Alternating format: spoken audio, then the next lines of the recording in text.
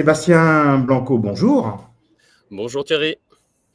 Je suis ravi de vous recevoir aujourd'hui. On va bien entendu parler de votre fonction, parce qu'on le rappelle, vous êtes le suppléant de Marta Pessigna, qui est la candidate du nouveau Front populaire, qui est évidemment candidate pour les élections législatives partielles sur la cinquième circonscription. Cinquième circonscription, on va le rappeler tout de suite, qui concerne à la fois Monaco, Andorre, l'Espagne et le Portugal. Et nous sommes bien entendu dans la période de vote. Le vote électronique vient de s'arrêter, mais il reste encore le vote à l'urne qui aura lieu pour le premier tour le 18 septembre. Alors, Sébastien Blanco, moi je voulais d'abord merci d'avoir répondu à notre invitation. Au cours de ces derniers jours, bien entendu, nous avons reçu les différents candidats et il me semblait tout à fait normal de donner la parole également à leurs suppléants. L'objectif est que vous puissiez nous expliquer à la fois votre rôle et la fonction que vous comptez jouer si votre candidat est élu. Et je le rappelle que ce programme est rendu possible grâce au soutien de nos partenaires et sponsors, Cafimo Portugal et Opticalia Campo de Ourique à Lisbonne, et que nous remercions bien entendu pour leur confiance, et qu'on peut retrouver cet épisode à la fois sur Spotify, Deezer, YouTube en version vidéo. Et avant d'entrer dans le vif du sujet, je vais vous demander à la fois, Sébastien Blanco, de vous présenter, de nous dire qui vous êtes et de nous parler un peu de votre parcours, parce que j'ai quand même cru comprendre que depuis une quinzaine d'années, vous résidez à Madrid. Bonsoir, merci Thierry pour cette invitation et cette tribune qui nous est laissée en tant que suppléant. Donc si ça ne vous dérange pas, avant de commencer, je vais une petite introduction pour remercier surtout l'ensemble des militants, des sympathisants de la LFI, des écologistes de Génération, mais également du mouvement citoyen Agissons Ensemble qui tout autour de notre circonscription ont rendu possible cette campagne. Je remercie également par la même occasion les élus, que ce soit consulaires, mais également les députés qui ont montré leur soutien, que ce soit français, espagnol, portugais. Et je suis convaincu que seulement l'union de la gauche peut l'emporter sur nos circonscriptions et sur la base d'un programme qui est celui du nouveau Front populaire. Donc maintenant, pour en revenir à moi, à ma personne, même si je suis persuadé que finalement le plus important, ce n'est pas la personne, mais plutôt les idées qu'on véhicule, je vais quand même devoir revenir en arrière pour expliquer un petit peu quelles sont mes motivations et pourquoi j'ai accepté cette place de suppléant auprès de Marta Pessigna. Donc voilà, je vais en revenir finalement à mes origines, à mes parents. C'est parce que vous êtes d'origine de Bilbao, c'est parce que votre famille est d'origine de Bilbao, en fait, c'est pour ça. Non, ça c'était Martha. Mais effectivement, non, mais vous j'ai aussi. des origines pas lointaines. Je ne suis pas très ça. loin non plus, effectivement. Donc effectivement, je suis fils, moi également, de deux parents espagnols. Mes deux parents sont espagnols et ont migré en France. Et donc voilà, je suis né à Paris. Concernant mon père, il est décédé il y a maintenant 18 ans et c'était un militant du Parti communiste espagnol. Il est né à Victoria, mais il est originaire de la région de Galice, d'un petit village à côté d'Orense, donc pas loin du Portugal. Il a arrêté ses études très tôt, comme beaucoup d'entre eux à cette époque-là. Il a travaillé avec mon grand-père donc dans la construction d'usines dans le nord de l'Espagne et la famille s'y est installée finalement dans les Asturies, à Gijón. En France, il a après créé plusieurs entreprises dans le domaine du bâtiment afin de tenter de nous offrir la meilleure éducation possible, à moi et mes deux frères. Donc vous comprenez que je serais ravi de discuter avec certaines personnes de la question de la réforme des retraites, de la pénibilité et surtout de parler avec ces gens finalement qui ont voté sans scrupule cette loi, qu'il y a beaucoup de personnes qui ont vécu des vies difficiles et qui ne sont même pas arrivées à l'âge de la retraite alors qu'ils ont cotisé toute leur vie pour pouvoir en bénéficier. Concernant ma mère, elle est également espagnole, évidemment. Et avec elle, je vais pouvoir vous parler, si vous le souhaitez, d'inégalités sociales et éducatives, puisque ma mère, elle est dans un petit village de Zamora, donc pas très loin non plus du Portugal, mais un peu plus bas. Et elle a rejoint, après avec sa famille, plus tard les Asturies. Elle a commencé à travailler très tôt également, donc sans études, et elle était couturière au début de sa carrière. Finalement, lorsqu'elle s'est installée en France, elle a dû travailler comme femme de ménage et gardienne d'immeuble. Et donc, étant gardienne d'immeuble dans Paris 16e, j'ai pu réaliser mes études dans le prestigieux lycée Janson de Sailly et être confronté aussi également assez rapidement aux conséquences des inégalités, que ce soit sociales, culturelles et financières, et à ce mépris même que peuvent avoir certaines personnes, parties de la population pour les gens, comme ils disent, qui ne sont rien, alors que j'aimerais rappeler quand même que sans ces personnes-là, ce sont eux qui ne sont rien. Alors, voilà. Sébastien Blanco, est-ce que c'est en allant à Janson de Sailly qu'est né en vous un petit peu certaines convictions ou le fait demain de vous engager en politique et de vous engager, de vous marquer en fait en politique, principalement à gauche, mais dans une gauche relativement forte? Non, mais je pense que mon engagement, il venait bien avant. Je veux dire, mon père étant membre du Parti communiste espagnol exilé, qui militait également au sein du Parti communiste espagnol à Saint-Denis pour défendre la République et donc la fin du franquisme. Je pense que mon engagement politique, il était déjà présent avant même d'intégrer, on va dire, Janson de Sailly. Mais il s'est développé petit à petit, bien évidemment, et je vais en venir parce qu'effectivement, un peu plus tard, Alors donc du justement, coup, votre arrivée ensuite en Espagne, alors, je vais juste, ouais, voilà, je vais juste en finir vite fait pour parler de moi quand même, parce qu'effectivement, bon, pour parler de moi, important. finalement, je m'appelle Sébastien Blanco, donc, comme vous le savez, j'ai 41 ans et je suis père d'un enfant de 3 ans. Donc voilà, pour en revenir rapidement, après avoir passé mon bac donc à Janson de Sailly, j'ai fait des études de droit français et droit espagnol à l'université de Nanterre, où j'ai eu la chance effectivement de militer également à côté de confrères pour contre la réforme, enfin contre le projet de période du contrat première embauche de Villepinte à l'époque, qu'il a été obligé d'enterrer sous la pression populaire. Et donc ça, c'est un autre événement qui a marqué aussi peut-être mon engagement aussi bien syndical que politique pour plus tard. J'ai également réalisé un master en droit de l'Union européenne à l'université Carlos III de Madrid. Et j'ai également travaillé à la suite, donc, pendant 2 ans pour le juge espagnol au tribunal de l'Union européenne au Luxembourg. Et donc, après être repassé, on va dire, un petit moment quand même sur Paris, j'ai décidé de finalement m'installer à Madrid. Donc maintenant, effectivement, pour en revenir à ça, ça fait 15 ans donc maintenant que je suis installé à Madrid et ça fait 10 ans effectivement, quasiment là l'année prochaine, que je serai agent recruté local donc du service des affaires sociales du consulat de France à Madrid. Et donc j'ai effectivement réussi aussi également, en tout cas j'ai obtenu la médaille d'honneur du ministère des Affaires étrangères dans le cadre de la gestion de la crise Covid qui a été assez dure pour l'ensemble des personnes sur notre circonscription. Ouais, surtout en Espagne et surtout sur Madrid. Exactement, ouais. Enfin, en Madrid et pas seulement. Je pense que les cas les plus critiques pour nous, quand même, étaient finalement sur les parties insulaires. Je pense que vraiment, les personnes qui étaient coincées aux Canaries, tout particulièrement, ont vécu des moments assez difficiles avec le En blocage. tout cas, beaucoup plus qu'au Portugal, Oui. où c'est vrai qu'on l'a nettement mieux vécu. Mm. On ne va pas rappeler les mauvais souvenirs, on va parler de choses positives. Donc aujourd'hui, Voilà. Sébastien Blanco, vous vous êtes engagé. C'est votre première campagne électorale? C'est ma première campagne électorale, effectivement. J'ai toujours été assez engagé d'un point de vue syndical, puisque Ça, je on l'a suis compris. Ça, on l'a au compris, niveau vous l'avez. syndicaliste, effectivement, je suis effectivement représentant des travailleurs pour Comisiones Obreras, pour les recrutés locaux du Consulat de France. Et je suis également syndiqué au sein de la liste d'Union CGT FSU Solidaire au ministère des Affaires étrangères, où je représente donc les intérêts de l'ensemble des titulaires et des recrutés locaux, du réseau diplomatique consulaire et donc des instituts également. Donc voilà, c'est un peu la base effectivement pour moi. Mais pour revenir à ta question, donc tu me disais, est-ce que c'est... Pardon? Non, ma question, elle était très simple, Sébastien. C'est qu'est-ce qui vous a amené à devenir suppléant dans cette élection? Alors, la première question, Bah, c'était effectivement, vous y avez répondu, c'était de dire que c'est la première fois que vous faites la campagne. Mais justement, qu'est-ce qui vous a poussé, alors que précédemment, même en 2024, on le rappelle, il y a eu des élections, vous n'étiez pas, enfin, en tout cas, candidat ou suppléant. Et là, qu'est-ce qui vient de vous pousser? Qu'est-ce qui vous a motivé pour dire, allez hop, je suis Marta Pessigna?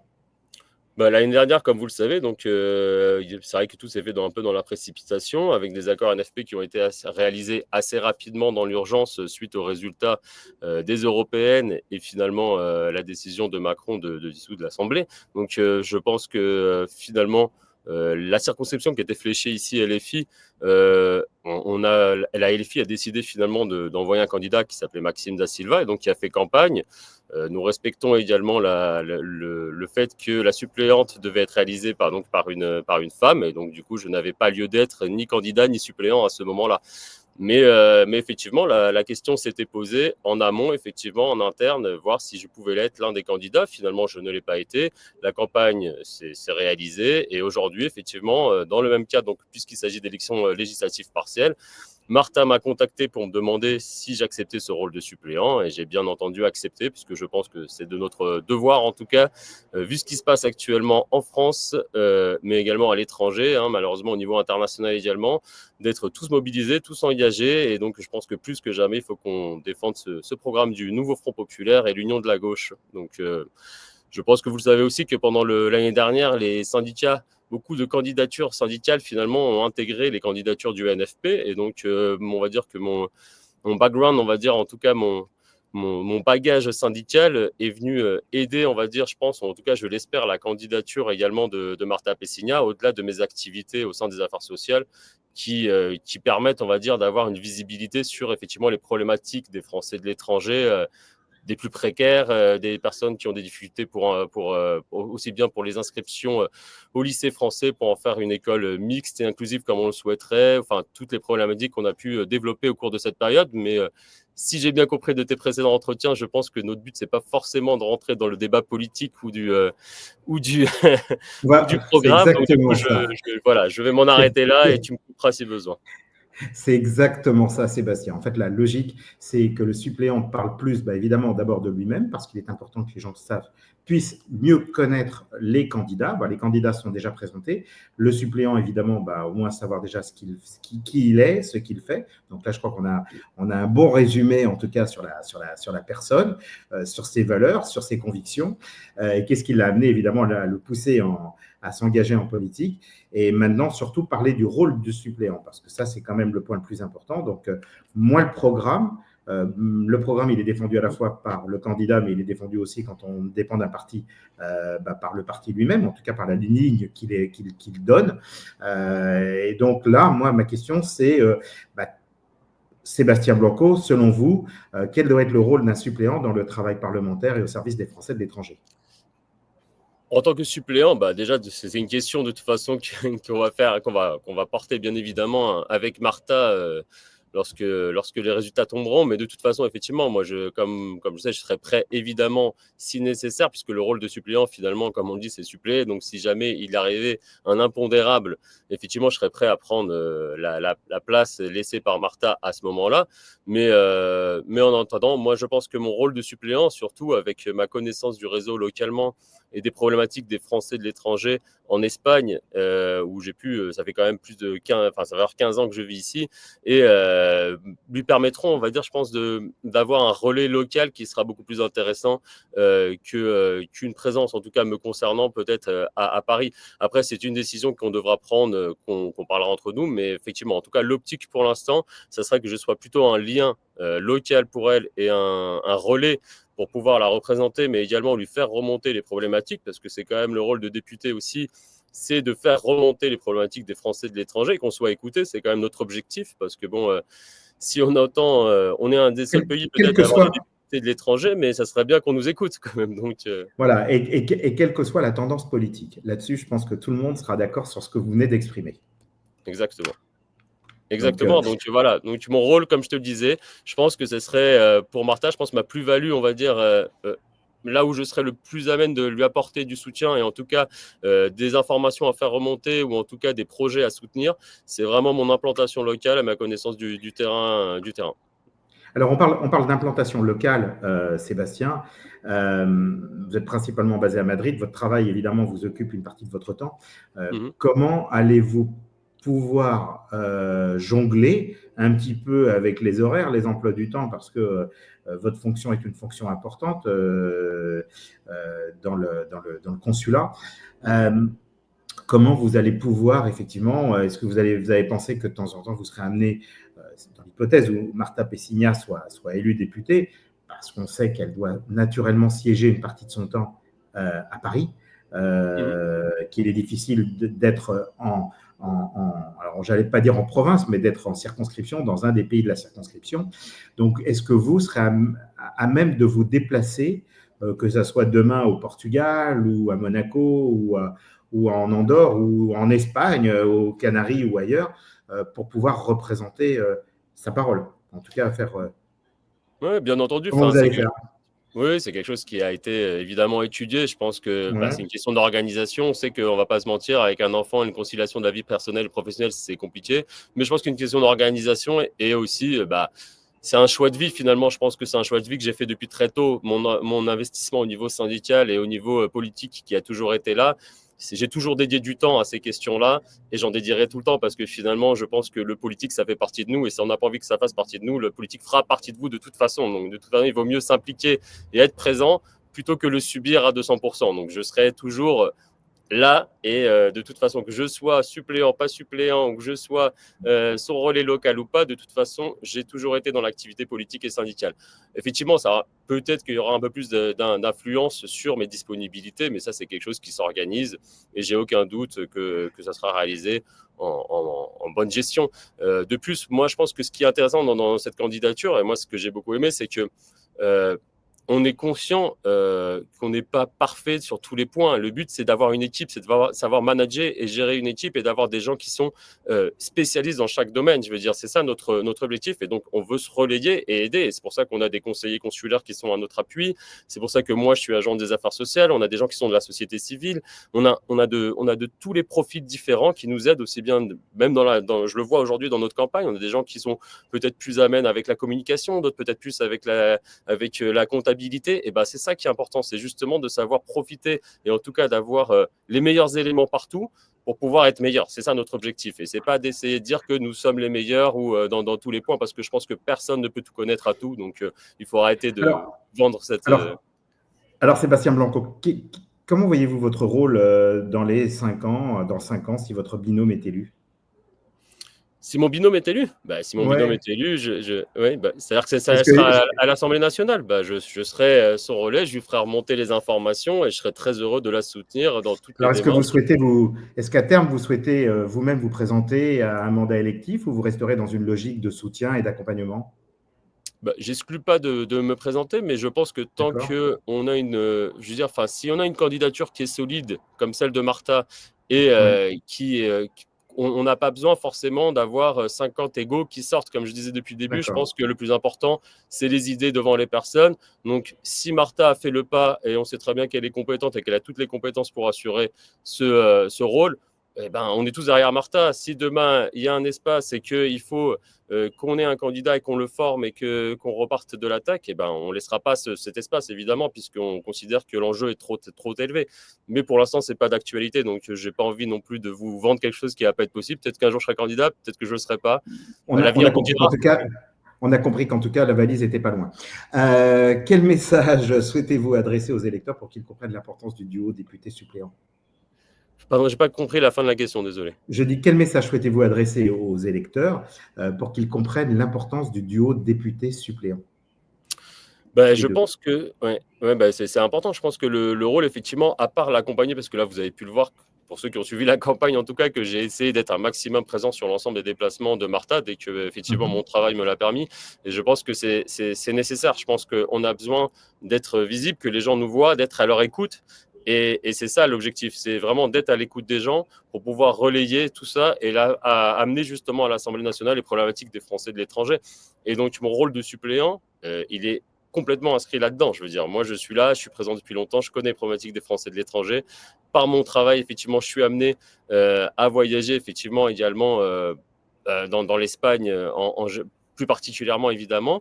Et donc, voilà, c'est mon rôle que j'espère assumer complètement et amener le maximum d'éléments, en tout cas à Martha, qui est déjà très, très bien formée, qui connaît déjà bien les problématiques, aussi bien consulaires que des instituts, et qui est elle-même formatrice en thèmes violences sexistes et sexuelles. Donc, c'est beaucoup de thèmes à amener, je pense, à l'Assemblée nationale. On ne va pas chômer. Donc, j'ai aucun doute qu'on arrivera à faire de grandes choses. Sébastien Blanco, merci beaucoup d'avoir pris le temps de partager avec nous à la fois votre parcours et votre vision et votre engagement, parce que je crois que là, on a bien compris qu'il y avait un véritable engagement et qui était fort et qui n'est pas, qui n'est pas arrivé ces derniers mois. Ces échanges, évidemment, avec les suppléants, je le précise, complètent ceux que nous avons déjà eus avec les candidats et permettent de mieux comprendre la dynamique du duo suppléant, député et suppléant, ainsi que l'importance de votre rôle si votre binôme est élu. Je rappelle aussi à nos auditeurs et spectateurs que le vote électronique est fermé à l'heure où nous enregistrons et que le vote à l'urne aura lieu le 28 septembre pour le premier tour, que votre participation évidemment est essentielle pour faire vivre la démocratie et représenter au mieux la communauté des Français de l'étranger. Un grand merci à nos partenaires et sponsors Cafimo Portugal et Opticalia Campo de Ourique qui nous ont permis de réaliser ces émissions dans les meilleures conditions. Je rappelle que les sponsors associés à ces émissions sont totalement indépendants des et ne participent en aucune manière à leur financement électoral. Leur soutien financier a pour seul objet de permettre la production de ces programmes et de contribuer à la vitalité du débat démocratique. En dernier lieu, je précise que cet entretien fait partie d'une série consacrée à tous les candidats de la 5e circonscription, afin que chaque électeur puisse comparer, se faire sa propre opinion avant le scrutin. Merci à vous, auditeurs, pour votre fidélité. Retrouvez tous nos épisodes sur Spotify, sur Deezer, sur YouTube et sur nos réseaux sociaux. Et surtout, et là je vais vous laisser le mot de la fin, parce que je pense que ça vous le connaissez, c'est n'oubliez pas d'aller voter et faites voter également pour Marta Pessina, voilà, évidemment. Ça, je ne vous ai pas forcément demandé de le rajouter, mais bon, enfin, en tout cas, mais n'oubliez pas, en tout cas, je précisais quand même, donc surtout, n'oubliez pas d'aller voter. Je pense que c'est important. Enfin, n'oubliez pas de vous abonner à notre chaîne YouTube et d'activer la cloche pour ne pas manquer nos prochaines interviews et débats. Vous pouvez également retrouver le replay de cette émission et celle des candidats sur notre chaîne. Merci beaucoup, Sébastien Blanco. Merci pour avoir répondu favorablement, en tout cas, à notre invitation. Et en même temps, pendant que je vous regarde, je vois que la nuit est tombée sur Madrid. Oui, effectivement, désolé pour la luminosité, je suis désolé. C'est pas grave, mais les quelques minutes qu'on a eues, on est passé du jour à la nuit. Donc voilà, on voit au moins que… Ouais. Eh ben, en tout cas, merci beaucoup. Et puis, comme je le dis pour chacun des candidats, bonne chance. Merci beaucoup. Bonne soirée et à bientôt. Au revoir. Au revoir.